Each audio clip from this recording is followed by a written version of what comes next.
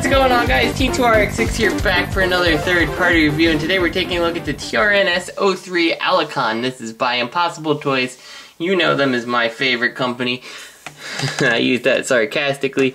And yeah, this is the Alicon, and you know what? Right off the bat, I'm gonna say I don't hate it this time. This is actually the first Impossible Toys thing that I don't immediately regret owning. Yeah, he's pretty cool. He's supposed to look like the '86 movie Alicon, and I think he fits the part. I mean, the colors are pretty nice. You know, they're acceptable. They pass for what they're supposed to be. We get a nice jaw here that opens up, and inside he's actually using a piece of his staff as his tongue.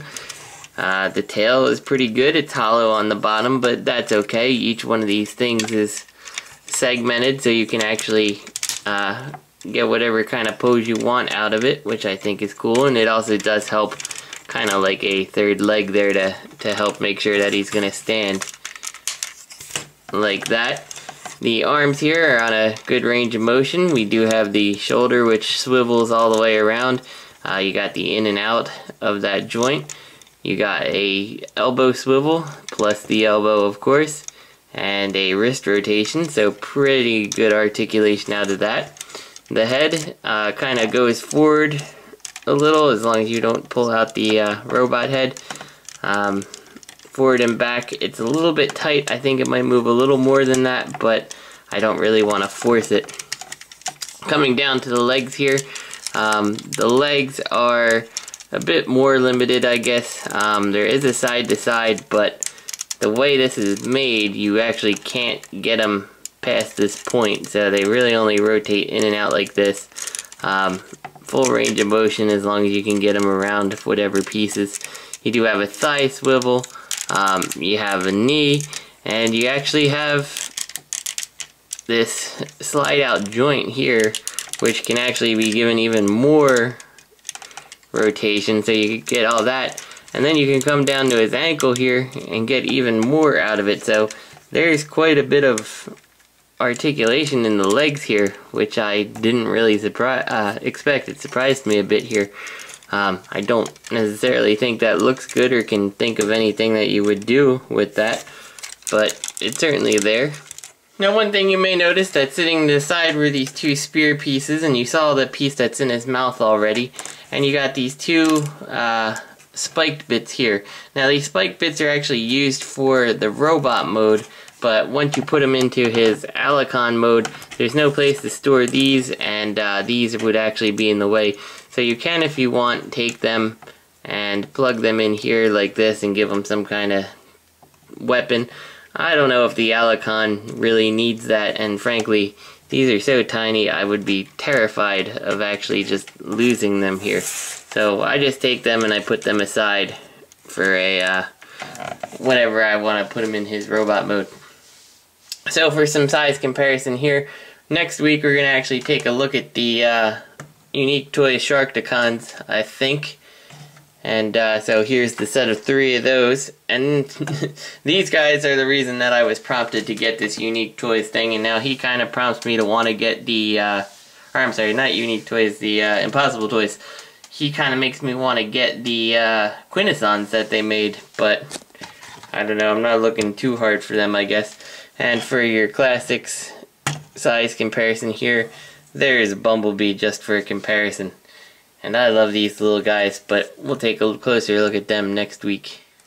So transforming this guy is really, really simple.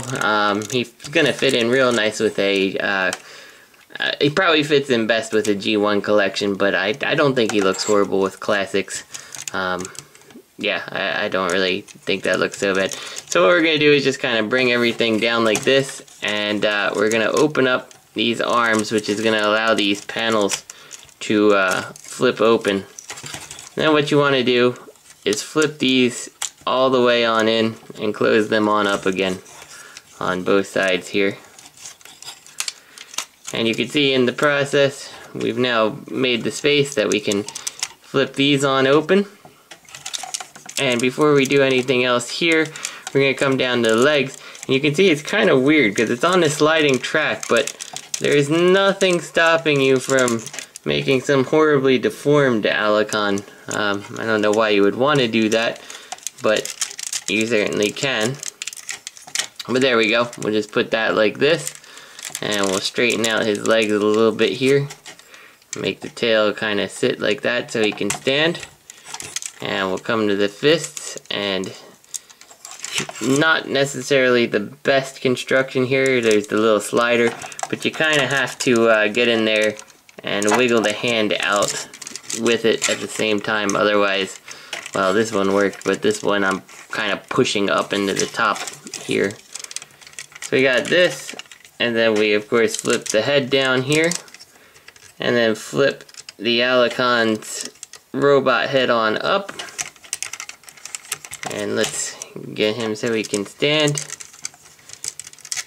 And there we go, we got him like this, and now you can see we got the two holes here, and that's for us to take our little spike bits that we have sitting out and just kind of plug them on, and they do pretty solidly peg into here, so I'm not really afraid that he's gonna end up losing this. There we go. That tail was in the way down there. And actually, I forgot to take this on out. If you want, I suppose you can have a huge Sharkticon robot like that if you wanted to. But yeah, so this is what he's supposed to look like. So here we've got the Sharkticon in his robot mode, and he's looking pretty darn good. Not too tall, but not the shortest thing ever.